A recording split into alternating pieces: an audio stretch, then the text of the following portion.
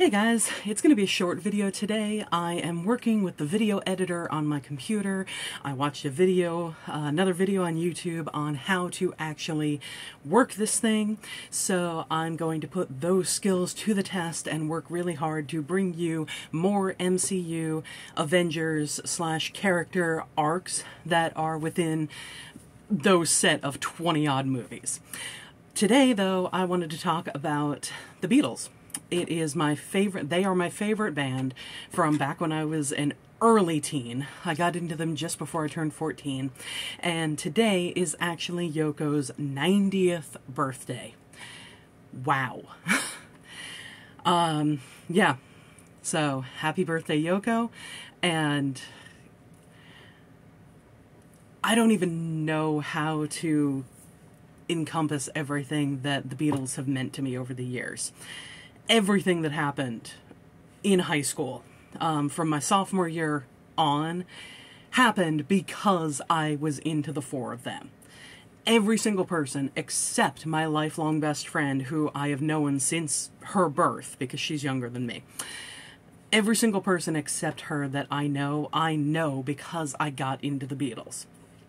And yeah, they changed my life in so many different ways. And I've been to Strawberry Fields on December 8th, the day that John Lennon was killed, numerous times over the years, including this past year. I actually went to go see Phantom of the Opera on December 8th, and after the show, I made the trek from 40-somethingth, where the Majestic is, up to 72nd and Central Park West, and then walked all the way back down to meet up with somebody that I have talked to for years and been Facebook friends with for years, but never met in person until that night. So it was great to meet him finally in person. You know, we've shared memes and Facebook comments and messages and all that stuff over the years, but hopefully we'll meet again one day soon. But yeah, the four of them, I'm nowhere near as into them now as I used to be in high school. I mean, just to give you a little bit of an indication, my junior and senior years of high school, there were maybe 15 days between the two school years that I was not wearing a Beatles shirt. And 10 of those days were the Monday through Friday before Halloween. Because it was always that, you know, whatever, Halloween was falling on like a Friday or Saturday or Sunday those 2 years, and Friday we were able to wear our Halloween costumes. My junior year, I dressed up as Paul McCartney from Sgt. Pepper, so that was freaking amazing. That is probably, to this day, one of my top 3 favorite Halloween costumes, or just costumes in general that I've done. My other 2 favorites are probably when I dressed as Fiona from Shrek, and when I dressed as Frodo from Lord of the Rings to meet Sean Astin. But yeah, the Beatles will always have a special place to me. I still remember, you know, what I did the day that I found out George Harrison died. It was November 29th, 2001, and I found out that morning. And then me and the guy that I was seeing at the time, we wound up going to see the first Harry Potter movie in the movie theaters. And after that, we went to this park that's nearby my house, and we're there, and that's where, you know, I finally broke down in tears because, oh my God, George Harrison died. But, yeah, it's been a ride being into them, and it was, I've seen Ringo, what is it, I think 4 times in concert, and it still pisses me off. I had tickets, so I think it was second row tickets to go see Ringo and his all-star band. And it was supposed to happen, I think, in May or June, July, somewhere in that range, of 2020.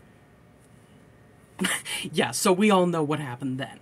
concert got delayed for a year. It was supposed to happen it was June of 2020 because it got rescheduled for May of 2021. And I'm like, okay, yeah, great. I can deal with that. I can wait another year, let this pandemic pass, let vaccinations come out, let us all be safer. I can deal with it being 2021 because Ringo he turned 80 in 2020. So it's like, yeah, let him be safe. He was the one with the most health issues growing up before he ever got into the Beatles. He almost died of appendicitis. Actually, no, it wasn't appendicitis. His appendix had actually burst. It was whatever the diagnosis is after your appendix bursts. But yeah, he was in the hospital for a while after that, back when he was a kid. And considering he was born in 1940, medical technology then was not what it is now.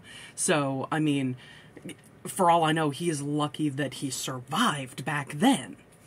But anyway, though, yeah, so the 2021 show ended up getting rescheduled for 2022. And then I think it was either late 2021 or early 2022, we find out that, just kidding. That venue is permanently closed. It's not reopening after the pandemic. So, concert is completely canceled instead of them finding another venue that was somewhere nearby. Which, honestly, they very easily could have, because I can think of 2 or 3 other venues that Ringo has played at that they could have done.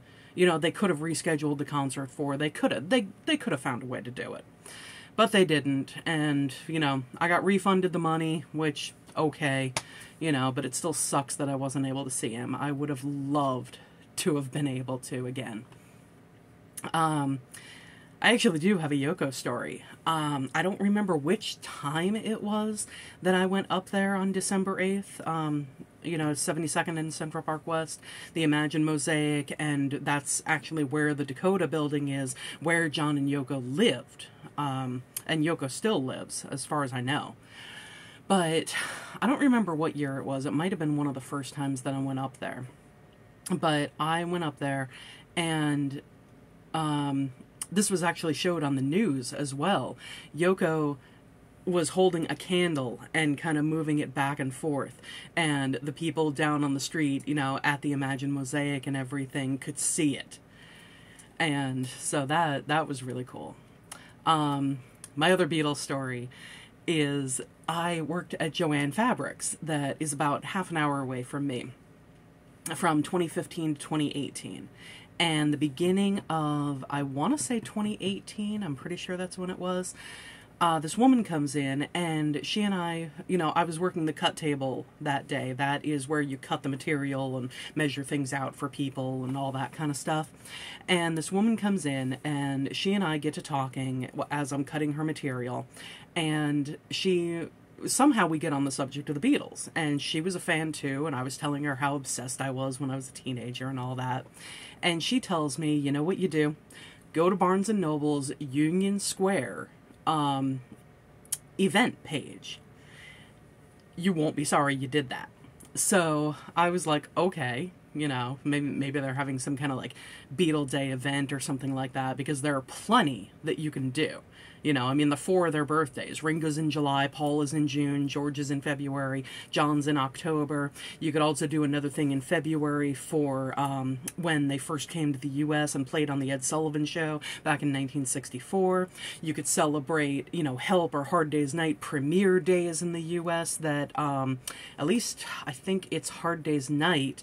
Actually, no, that might have been the UK release, is in July, I'm pretty sure. But there are plenty of different things throughout the year where you could have some kind of Beatles event. Well, I go to the event page, and it says that April 6th, Julian Lennon, John's first son, was going to be a guest there because he released a children's book trilogy. And I think it was the second book was coming out. And he was going to be there. He would sign copies. You could meet him, all that. So I was just like, oh my God. This is the closest I am ever going to get to meeting John. because unfortunately John was killed a year and a half before I was born.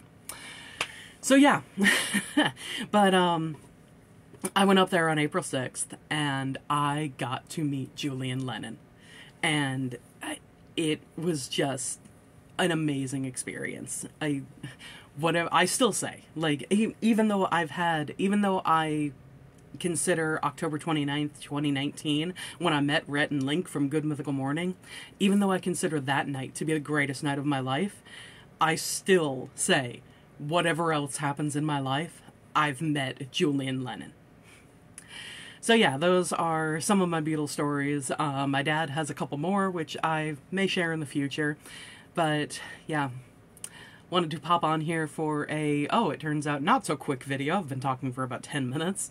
Anyway, happy birthday, Yoko. And for anyone still watching, I will be back soon. I can't guarantee it'll be in the next video, but I will be back soon with more MCU stuff. So stay tuned for that. Like, comment, subscribe. Check out my community tab. Tell me who you want me to talk about next in the MCU. I've got the tab up. There's 3 different characters to vote for. Iron Man is winning so far, but tell me who you want me to talk about next. Happy birthday, Yoko, and I will see you guys next time. Bye.